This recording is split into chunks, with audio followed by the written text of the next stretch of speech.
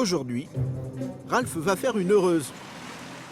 Il vient livrer la commande d'une cliente qui ne jure plus que par Internet. Je vous laisse les poser là, s'il vous plaît. Cela fait 4 ans qu'Esther se fait livrer ses courses à domicile.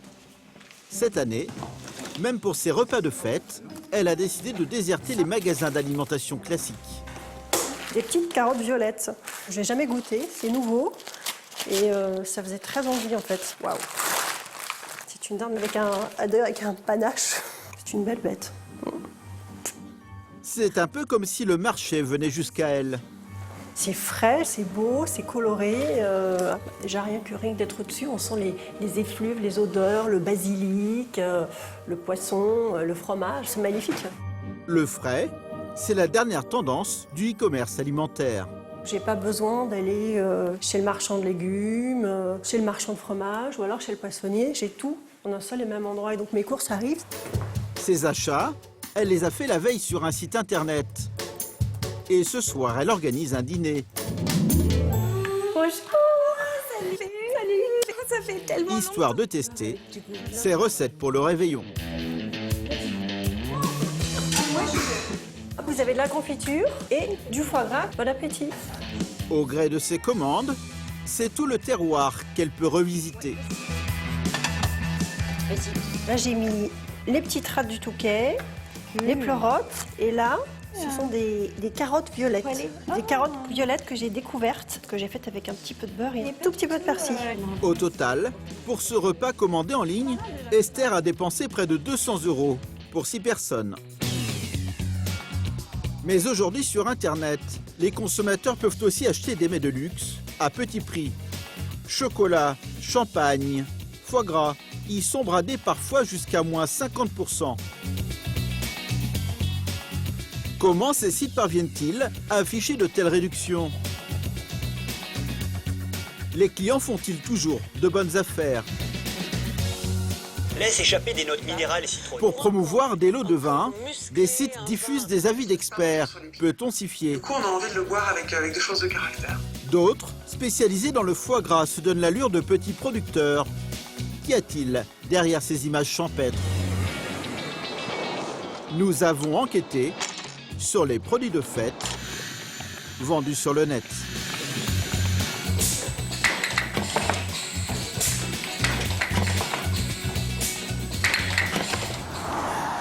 Tous les jours, Ralph et 13 de ses collègues sillonnent la région parisienne. À l'approche des fêtes, la société qui l'emploie doit effectuer près de 300 livraisons quotidiennes. En quelques années, ce sont près de 20 000 clients qui ont été conquis par cette formule. L'idée de livrer des produits frais à domicile a germé dans le cerveau de cet homme, Renaud Paquin, il y a plus de 6 ans. Des salades pareilles. Pour trouver sa matière première, cet ancien consultant a tout simplement installé son entreprise au cœur du plus grand marché alimentaire du monde, Rungis. Ce matin-là, Renaud Paquin cherche à étoffer son offre de Noël. Bah, attendez, vous allez être aimable aujourd'hui en plus. Chez Jacques le fromager, il vient de trouver une spécialité qui devrait faire son petit effet sur les tables du réveillon. Ça, c'est de l'affinage que je fais pour qu'il les ait comme ça doit être, c'est-à-dire tout bleu, plein de soi-disant moisissures pour Noël. Donc tous les jours, on les retourne, on les remet comme ça, on les remet dans l'autre sens, on les travaille. Le but, c'est qu'il soit tout bleu partout. Le but, c'est qu'ils soient tout bleu partout. Parce que lui, il les veut totalement secs pour Noël. Ça devrait bien marcher pour les fêtes, hein? Ah bah ça oui, ça je suis pas inquiet. Ce fromage, il le vendra autour de 38 €, un prix que ses clients sont prêts à payer. Alors voilà l'ensemble des commandes d'hier. Il y a des commandes à 360 €, mais à 68 €, à 239 €, à 130 €. En moyenne, ces commandes s'élèvent à une centaine d'euros. Pour séduire cette clientèle exigeante, il a dû convaincre les professionnels de Rungis de lui réserver des produits d'exception, des denrées traditionnellement réservées aux grandes tables. Donc là, nous sommes donc sur des produits dans lesquels vous voyez qu'effectivement le persillage est à souhait, c'est-à-dire que la viande... Renaud Paquin a dû gagner la confiance des meilleurs fournisseurs. Il y en a qui vous ont pris pour un fou, clairement. Ah oui, complètement. Il y en a qui m'ont dit qu'on ne ferait pas l'année. Les gens ne savaient pas qu'on faisait des courses sur Internet, parce qu'il y a 6 ans et demi de cela. Alors, ça s'est traduit par quoi? Le premier jour, c'était on commande, on paye. J'avais en permanence avec moi mon carnet de chèques pour payer à la commande. Au départ, aucune confiance là-dessus. Et au bout d'un an, c'était oh bah attends, tu vas pas payer chaque fois, paye à la semaine. Valérie, négociante en poisson, a été l'une des premières à croire en lui. Nous sommes chez la princesse de Rungis, en gros. C'est gentil ça. C'est gentil, oui. Merci, Renaud. Bon, en gros, C'est elle qui lui a appris à reconnaître un poisson de qualité. Donc barbet de ligne, pizzé, noirmoutier. Aujourd'hui, elle va le conseiller sur le choix des mets qu'il proposera pour les fêtes. Et voilà, ça c'est une sole de ligne. Des jolies petites bêtes comme ça. Tu vas nous vendre des beaux homards bretons quand on va même. vendre, bien sûr. Merci. Voilà tes saumons que tu as eu cette nuit. Donc tu as du joli saumon d'Écosse label rouge, regarde. Allez, regarde, ça c'est beau. En fait, la fraîcheur du poisson se remarque à la couleur des branchies ici. La robe luisante. La robe usante, et effectivement, c'est du label rouge. Des produits haut de gamme, vendus sur Internet, d'autres sites en proposent aujourd'hui, mais à prix cassé. Quartier de la Madeleine à Paris. À l'approche de Noël, les célèbres enseignes Maison de la Truffe, Édiard ou Fauchon attirent une clientèle française et étrangère assez aisée. Nous sommes dans le temple de l'épicerie fine. Des vitrines qui font rêver et des prix qui laissent rêveur. Les truffes, 1690 € le kilo. Et le coulommier aux truffes, 90 € le kilo. Bon, je ne mettrais pas 90 € dans un coulommier aux truffes, hein, franchement. Ça devient indécent, là, à ce niveau-là.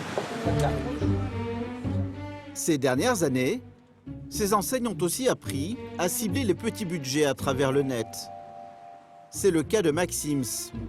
Depuis 120 ans, ce restaurant se veut un symbole de la gastronomie française. C'est aussi une marque d'épicerie fine. Chocolat, champagne, coffret, des articles théoriquement réservés à quelques boutiques et aux grands magasins. Bizarrement, à quelques jours de Noël, sur le site Showroom Privé, on peut acheter ces mêmes références, mais bradées, parfois même, à moitié prix. Comment expliquer de tels rabais? Direction la campagne normande, près de Rouen. C'est là que Christophe Broard, le patron des produits dérivés Maxim's, a installé son entreprise. Des bureaux fonctionnels, très éloignés de l'image glamour de la marque. En ce mois de décembre, les employés finissent d'empaqueter la marchandise avant de l'expédier. Les articles soldés sur Showroom Privé sont-ils les mêmes que ceux vendus au prix fort dans les magasins?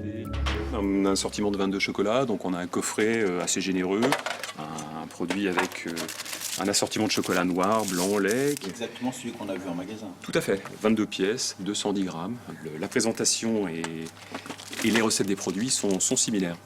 Ça vaut combien en Et magasin? ça en magasin, on va être un peu plus de 20 €, on va être aux alentours de 21-22 €. Et on va être sur le site aux alentours de 10,50 €, 11 €. On a quasiment 50% de remise sur le site, sur cette offre de chocolat.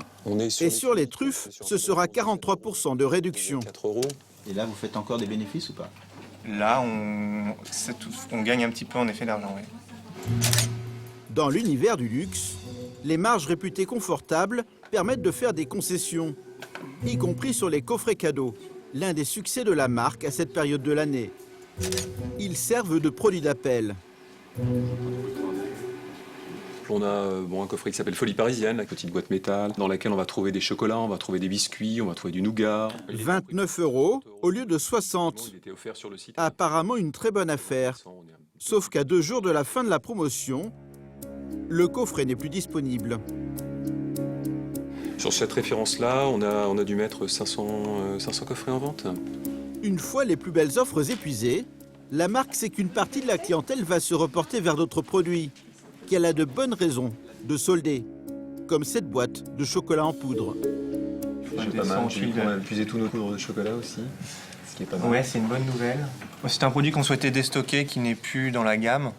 Donc l'intérêt de Showroom Privé, c'est en effet de mettre tous les stocks qu'on avait à déstocker et de les mettre à un prix vraiment attractif pour qu'ils partent en une vente. S'en débarrasser. C'est un peu ça.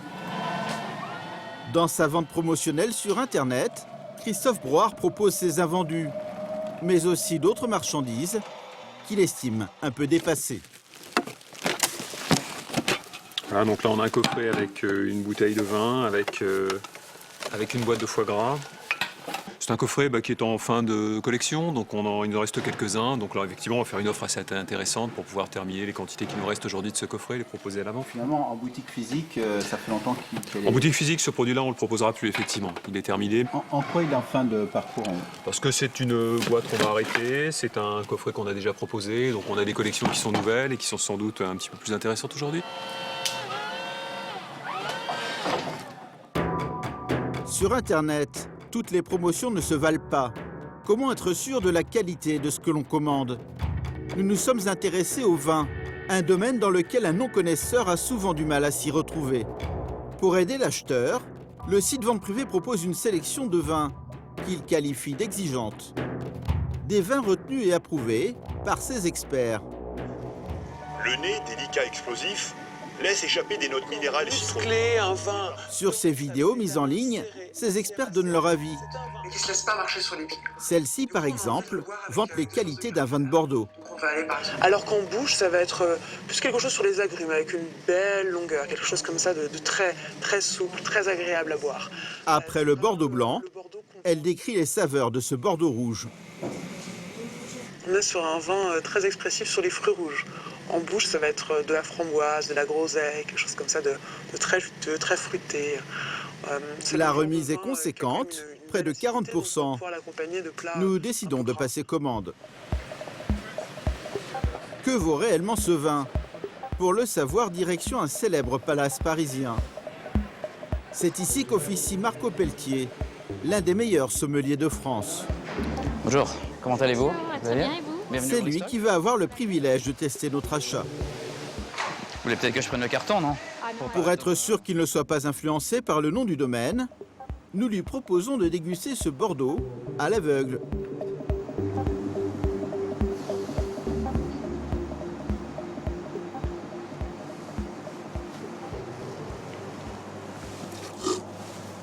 Ça, c'est franchement mauvais. Mais la première réaction, on est sur un vin qui a des caractères végétaux qui sont très prononcés, une dose de bois qui est absolument pas maîtrisée, c'est absolument pas élégant comme vin. C'est sûrement et probablement un vin qui est ramassé à la machine, avec des quantités quasi industrielles au niveau de la production. Pour moi, c'est pas nécessairement un vin qui serait digne d'être servi soit en restaurant ou même à la maison. Mais c'est pas bon.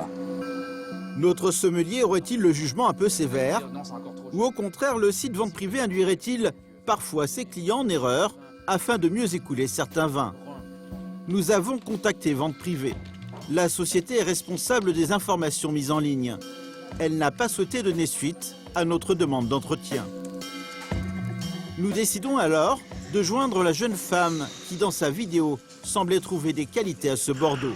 C'est le genre de vin qui a quand même une belle acidité, donc on va pouvoir l'accompagner de plats un peu gras, comme par exemple... Au téléphone, Je me suis dit peut-être vous... nous lui expliquons que nous envisageons de créer un site de vente en ligne de vin et que nous aimerions la rencontrer. Quelques idées. Oui, bien sûr, je suis à Paris la semaine prochaine. Donc, tout à fait dispo si vous souhaitez qu'on se rencontre pour en discuter, avec grand plaisir. Ah, super. Quelques jours plus tard, nous la retrouvons dans ses bureaux. Enchantée, Louise. Très vite, nous allons découvrir que la jeune femme n'est ni œnologue ni sommelière. C'est une spécialiste de la communication. French touch. J'essaie de rester sur des choses assez simples qui parlent aux gens. Je vais pas être à dire la robe de ce vin, les tanins, le machin. Je me considère pas du tout ni comme une œnologue ni comme une experte, mais j'aime le vin, je sais goûter, je sais déguster. Plus surprenant, nous allons apprendre qu'elle travaille pour la marque de vin dont elle décrit les qualités dans la vidéo sur Vente Privée. Non, mais alors très honnêtement, le grand public a une image assez positive. Il y a plein de gens qui considèrent que c'est super bon. Nous, dans le milieu, on sait tous que c'est dégueulasse. Donc quand j'ai su qu'ils me mettaient sur la vente, de toute façon, je bosse pour eux, donc je n'allais pas dire non. J'étais pas hyper ravi. Les blagues sont toujours aussi dégueulasses, faut quand même le dire, enfin, dégueulasses.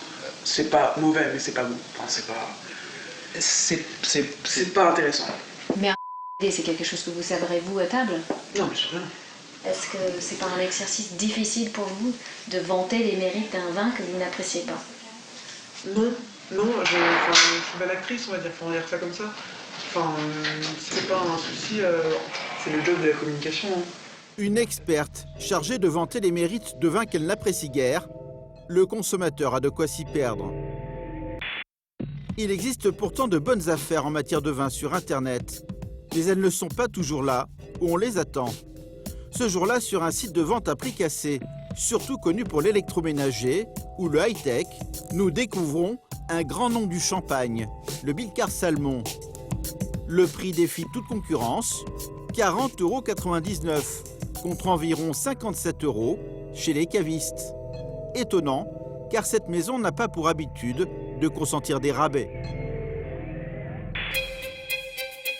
C'est dans ce petit village de 1200 âmes, près de Reims, que Billecart Salmon peaufine sa recette depuis 6 générations.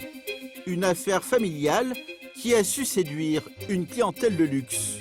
Ces bouteilles se retrouvent sur les tables des plus grands restaurants du monde entier. Là, c'est un tirage qui a été fait en 2009, donc on est sur la récolte 2008. Hein. Et ça sera pas prêt avant, à mon avis, un bon bout de temps. Il faut de ces trucs-là. 6 millions de bouteilles se bonifient actuellement dans cette cave, longue de 3 km. Pour tenir son rang, la marque s'impose des standards de qualité très élevés. C'est un super truc. Un bon champagne chez Billecart Salmon, c'est minimum 3 années sur latte, plus après une vinification. Donc c'est un petit peu moins de 4 ans. Et 10 ans pour des millésimes. Voilà. Pour rester un produit haut de gamme, pour lequel les consommateurs sont prêts à payer le prix fort, la société doit maîtriser sa fabrication, mais aussi son image de marque. Elle affirme n'avoir jamais autorisé la vente de ses bouteilles sur ce site. Selon ses responsables, cette opération de promotion porte gravement atteinte à la réputation de la maison. Quelque part, nous avons quelqu'un qui revend à certains sites à qui nous ne voulons pas vendre. Nous ne vendons pas directement en supermarché, on ne va pas aller vendre sur des sites qui correspondent quelque part à des supermarchés virtuels, digitaux. La maison Billecart cherche actuellement l'intermédiaire indélicat. À l'en croire, le consommateur lui aussi pourrait subir un préjudice. Je ne peux pas valider un achat et je ne peux pas valider la qualité du produit parce que je ne connais pas l'origine de stockage, l'origine et donc sa provenance. Ce vin a peut-être été stocké pendant 6 mois ou 1 an dans un entrepôt sans climatisation. Ces craintes sont-elles fondées? Nous retournons dans le grand hôtel parisien afin de soumettre 2 échantillons à Marco Pelletier. À gauche, le champagne que nous nous sommes procurés sur Internet. À droite, celui que nous avons acheté chez un caviste. Verdict. Moi, j'ai préféré un tout petit peu ici quand même. Surprise. C'est le champagne à prix cassé qui a sa préférence. Je pense que c'est un petit peu plus civilisé, c'est un petit peu plus délicat, bulle beaucoup plus délicate, trame aromatique assez similaire, structure tannique assez similaire, acidité, mais je pense qu'il y a quand même un tout petit peu plus de profondeur, plus d'élégance, plus de grâce. Autrement dit, cette fois-ci, l'internaute aurait fait une bonne affaire. Si certains grands noms refusent de se retrouver bradés sur le net, d'autres producteurs moins connus voient dans cette formule une opportunité. Niché au cœur des Pyrénées, le petit village de Campan. 1500 habitants et une fabrique de confiture, celle de Maurice Guillaume. C'est une framboise que tu as faite, hein, c'est ça? Ouais. La confiture, ce patron est tombé dedans il y a 25 ans. Ensuite, notre travail, ça va être de la cuire le plus vite possible. C'est-à-dire qu'il vaut mieux cuire très fort pendant très peu de temps, parce qu'en fait, les arômes des fruits sont sensibles à la durée de cuisson. La framboise, c'est incroyable. Et ces pots de confiture, pour la première fois, il les propose sur le site vente privée. 2 mois avant les fêtes, le géant du déstockage a lancé une offre dédiée aux produits alimentaires artisanaux. Durant 4 jours, sa confiture est proposée avec une remise de 43%. Si ce producteur a accepté de baisser ses marges, c'est pour une raison bien précise. Ces confitures, connues au niveau régional, ont encore bien du mal à se vendre par-delà les montagnes. Ce qu'on doit développer, nous, c'est une nouvelle piste. Est-ce que par ce biais-là, on va pouvoir rendre accessible, d'abord visible, puis accessible à un maximum de consommateurs, nos produits, qui sont des produits très typés, que les gens ne peuvent trouver en gros que dans les magasins de produits régionaux de la zone de montagne. Benjamin, tu as vu, là, viens voir. 2 jours après le début de l'opération, Maurice Guillaume et son équipe découvrent en direct les premiers chiffres de vente. 6392 produits vendus, ça bouge vite, ouais. On va regarder les chiffres d'affaires. Tu vois, on arrive à 21 296 maintenant. Ah ouais, oui, ça va vite, hein. Un bon début. Hop là. 3 jours plus tard, C'est la dernière. nous le retrouvons en train de charger les palettes qui vont prendre la direction des entrepôts de vente privée. Super. Le succès a dépassé toutes ses espérances. Au total, 23 000 confitures ont été vendues. Maurice Guillaume l'affirme, malgré des marges réduites, il n'a pas perdu d'argent dans l'opération. D'autres entrepreneurs sont plus sceptiques. Retour à Rungis. Pour faire connaître son site de produits frais auprès du grand public, Renaud Paquin a lui-même réalisé il y a quelques mois un autre type d'opération promotionnelle sur le site vente privée. Son principe était simple. Le client payait 25 € un bon d'achat qui lui permettait de dépenser 50 € sur le site de Renaud Paquin. Les clients se sont rués sur l'offre qui a coûté cher au patron. Il faut le faire avec parcimonie et bon escient. Sinon, c'est quoi le risque? C'est de s'embarquer, de faire de la fuite en avant et de faire de la vente à perte. Je pense que beaucoup d'entreprises commerciales, ils laissent leur peau. Et pourquoi? Parce que pour acquérir de la clientèle, ils ne se sont pas rendus compte de ce que ça allait leur coûter. Ça a totalement déséquilibré leur exploitation. Pendant qu'ils vendaient à perte, quelquefois, ils n'arrivaient pas à faire de conquête de clients. Et c'est extrêmement risqué de faire ça. Ça peut coûter une fortune. Face à de tels risques, certains producteurs choisissent de vendre en direct, sans passer par les grands sites d'e-commerce. Pour le foie gras, ils sont des centaines à proposer le fruit de leur travail. Sur leur site, des images de fermes, de volailles en liberté ou d'éleveurs qui inspirent confiance. Mais derrière la carte postale, la réalité est parfois moins bucolique. Paul et Marie proposent leur foie gras et d'autres spécialités du Sud-Ouest. Leur site induit l'idée d'un ancrage ancestral de leur activité dans le Lot. Le couple expédie ses produits depuis un charmant moulin. Et si Marie précise qu'elle ne vend quasiment qu'à distance, elle se dit prête à accueillir le visiteur de passage. Nous décidons de la prendre au mot.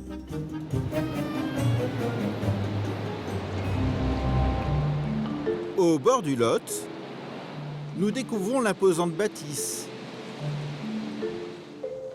Équipée d'une caméra discrète, nous jouons les touristes désireux d'acheter des produits maison.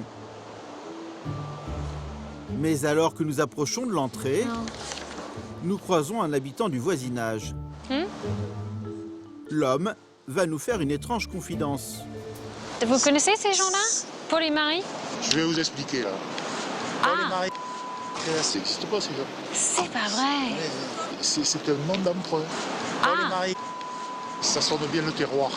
Non mais il y a quand même une famille. Non, il y a une famille, non? C'est un nom d'emprunt. Et tout le monde le sait, là? Tout le monde le connaît. Il y a beaucoup de gens ici du coin qui le savent. On connaît la musique. Merci. Au revoir. Au revoir, messieurs. Nous décidons tout de même de rencontrer Marie. Bonjour. La personne qui nous reçoit nous explique qu'elle n'est qu'une simple employée. Elle est là, Marie? Oui. On peut la voir? On peut la rencontrer, elle, ou pas? Sur le site, ils disent, vous pouvez demander à Marie, elle se ferait un plaisir à vous faire visiter. Donc je me suis mis dans l'idée que c'était possible de... C'est trompeur. Elle nous explique que le moulin n'abrite que des services administratifs.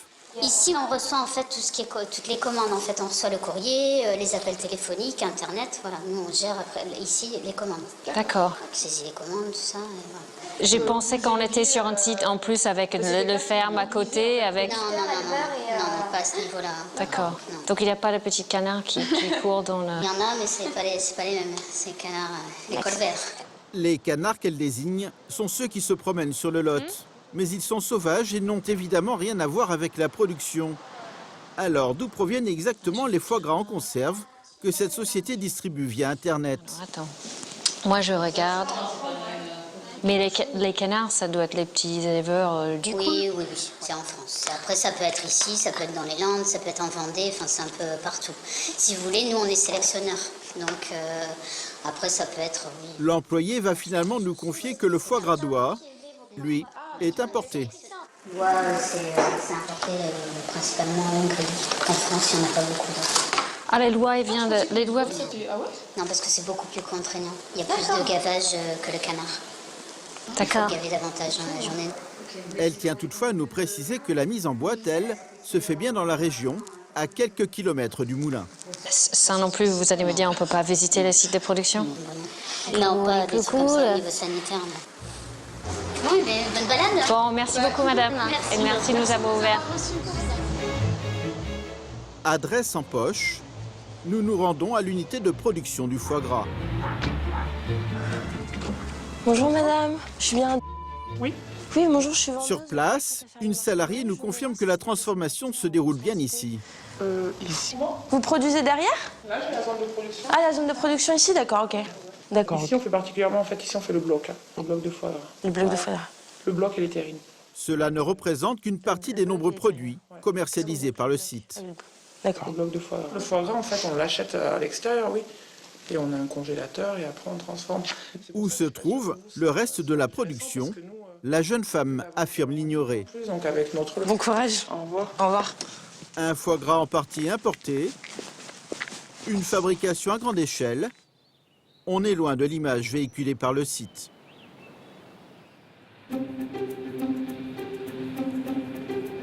Pour le consommateur, difficile de contrôler à distance le caractère artisanal de ce qu'il achète. Un homme n'hésite pas à le faire. Vincent Fléché dirige une société de vente en ligne de produits qui se veulent de qualité.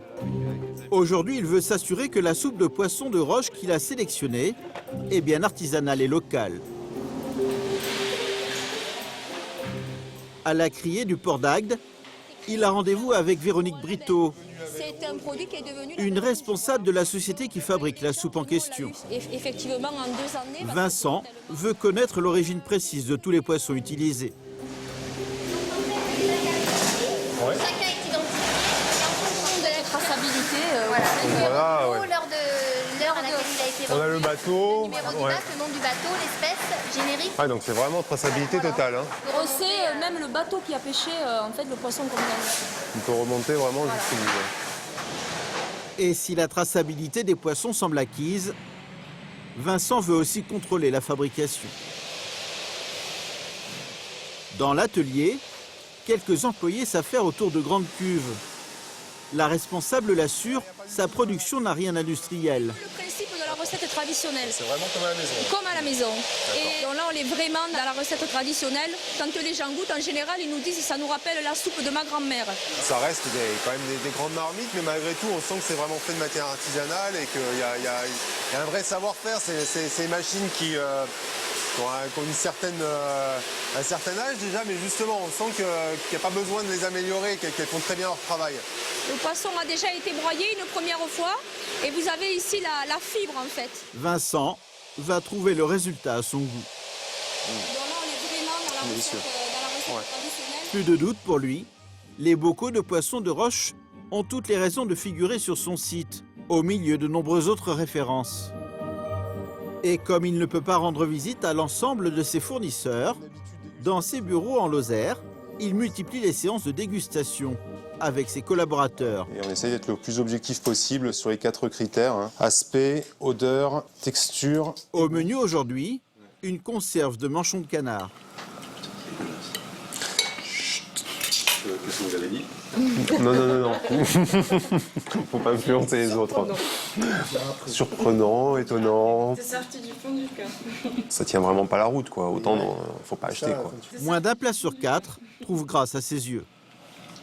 On voit des produits, on sait d'où ça sort quelque part, quoi. Des gens qui vont arriver avec de la charcuterie, avec le béret sur la tête, qui vont prétendre que c'est une charcuterie de pays, alors qu'en fait c'est une charcuterie industrielle. Et on retrouve exactement la même chose sur Internet aujourd'hui. Voilà. Sur Internet, comme dans le commerce traditionnel, le bon côtoie souvent le mauvais. Mais aujourd'hui, De plus en plus de sites affichent leur volonté de jouer la carte de la qualité pour mieux se démarquer de la grande distribution. Un marché plein de promesses. À Noël, près de 3 millions de Français achèteront tout ou partie de leur victuailles en ligne.